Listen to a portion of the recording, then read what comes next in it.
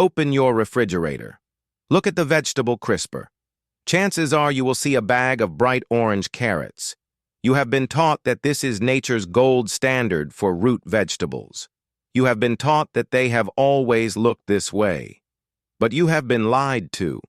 The orange carrot is not an ancient vegetable. It is a political invention of the 17th century bred by the Dutch to honor their royal family, the House of Orange. Before that, carrots were purple, yellow, and bitter. But while we were busy perfecting this political symbol, we erased something else. We buried a root that was superior in almost every way. It was sweet enough to be used as sugar before sugar cane arrived. It was so valuable that the Roman Emperor Tiberius demanded it as tribute from the Germans instead of gold coins. And unlike the carrot, which you have to plant every single year, this plant lives forever. You plant it once. It survives the harshest winters frozen in the ground. And every spring it offers you a harvest, year after year for decades. It is called Skirret. If it is so perfect, so sweet, so resilient, so efficient, why isn't it in your supermarket? Why have you never heard of it? The answer is simple. It was too wild for the machines. Modern agriculture doesn't care about flavor. It cares about shape, and Skirret refused to conform. Welcome to Ancestral Garden. To understand how we lost the emperor's root, we must go back to a time before supermarkets, when food was valued for how it tasted, not how it fit into a plastic bag. The archive takes us to the 17th century in the Netherlands. At this time, Dutch farmers were undergoing a patriotic fever. To honor William of Orange and the fight for independence, they began to breed a specific strain of carrot that matched their national color. Before this moment, carrots were purple, yellow, or white. They were often woody and bitter. But the orange carrot was a triumph of marketing. It was bright, it was uniform, and it became a political symbol. While the orange carrot was ascending to the throne, Skirret was quietly being pushed into the shadows. It wasn't because Skirret tasted bad. In fact, historical cookbooks confirm it was far sweeter and more aromatic than any carrot. Skirret died because it was ugly. Look at its roots. They don't look like a soldier standing at attention. They look like a tangled hand of gnarled white fingers. They twist and turn. They hold on to the soil tightly. When the Industrial Revolution arrived, food became a factory product. Machines need uniformity. Machines need smooth skin that can be peeled in milliseconds. They cannot handle the twisted, delicate fingers of Skirret. Farmers realized they couldn't harvest it with a tractor. Processors couldn't wash it in a drum. It was too wild, too complex, too human for the assembly line. So we made a trade. We traded the complex, sugary flavor of the emperor's root for a block of orange wood that looked good on a shelf. We chose convenience over quality. We chose the photo over the flavor. But here is the irony. By choosing the carrot, we also chose a plant that is weak. A plant that requires constant replanting, constant care, and dies at the first sign of hard frost. Skirret, the ugly outcast, possesses a secret power that the modern carrot lost long ago. A power that makes it nearly immortal in the garden. The carrot is a biological sprinter. It runs one race and then it dies. Every year the farmer must till the soil, buy new seeds, and start from zero. It is a cycle of endless labor. But Skirret is different. Skirret is a perennial engine. Once you establish a patch of Skirret, you never have to buy seeds again.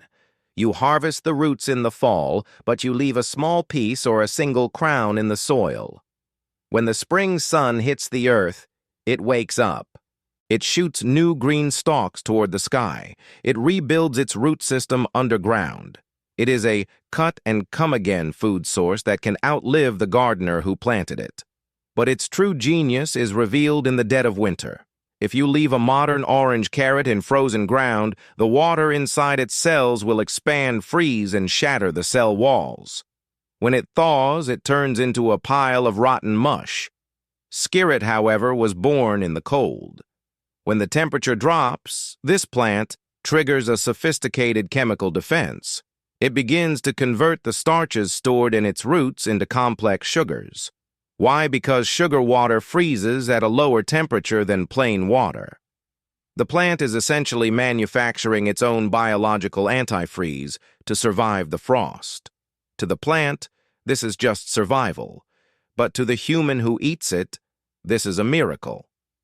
This chemical reaction means that skirret is one of the few vegetables on Earth that actually tastes better after a hard freeze. The colder the winter, the sweeter the reward. While the rest of the garden is dead and buried under snow, skirret is down there alive, waiting and sweetening itself for your table. We work for the carrot. The skirret works for us. So if it is practically indestructible and chemically superior, what does it actually taste like? Why did the Romans value it more than gold?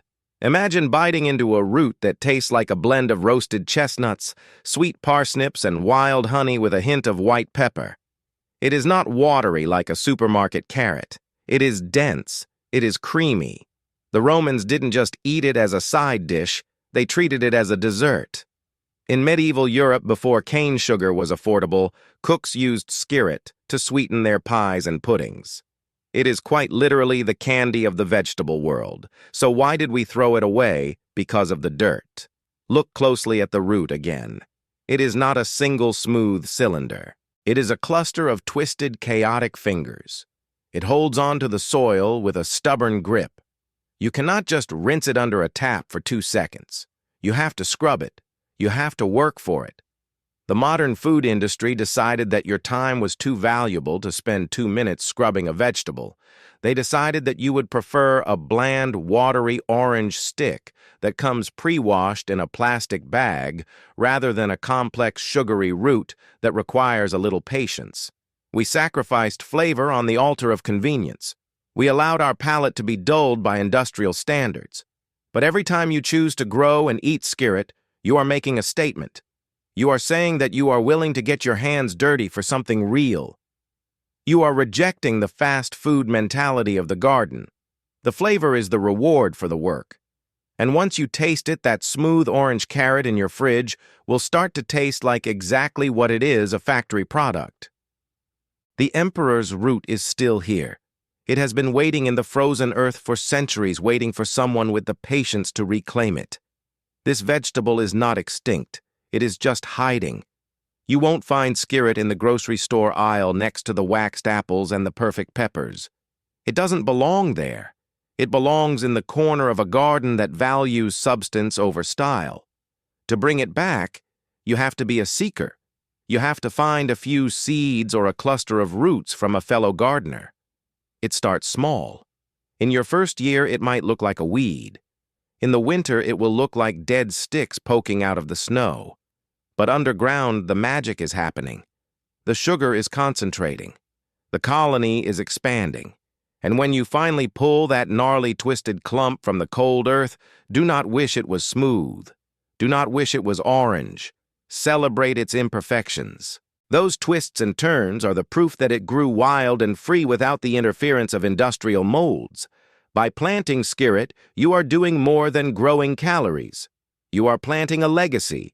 You are planting a crop that your children can harvest long after you have stopped digging. We have spent the last century trying to make nature look like a machine.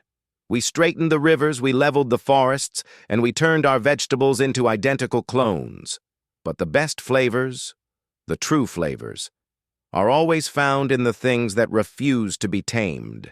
It's time to stop eating the lie. It's time to dig up the truth.